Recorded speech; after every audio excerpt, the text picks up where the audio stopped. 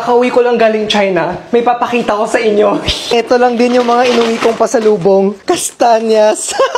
Ito pala yung bago kong alaga, si Piolo Pascual. Nakuha ko lang sa claw machine doon. Grabe, sobrang nag-aagawan talaga kami ng kastanyas sa China. Ang hahaba kasi ng biyahe namin sa bus. Sarap! Nagtitipid kasi kami ng data sa bus, kaya wala kaming magawa kung di kumain. Ang lambot! Ako kasi, kung alam nyo lang, sobrang hilig ko talaga sa kastanyas.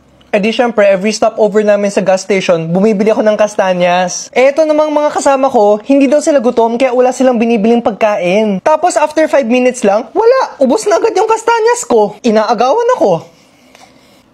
Kaya sabi ko, hindi ako magpapatalo. Tapos yun, sobrang dami kong binili. Etong snack kasi yung tipong sasabihin mo 1 to 2 pieces lang kakainin mo. Tapos di mo na pala namamalayan na naubos mo na yung buong pack. Ang ganda kasi talaga ng pagka-roast ng kastanyas na to. Tapos, matamis siya na hindi matamis. Ano daw? Kaya maagawan ka talaga ng malala pag kumain ka nito. Kaya kung kakain ka nito, tumago ka.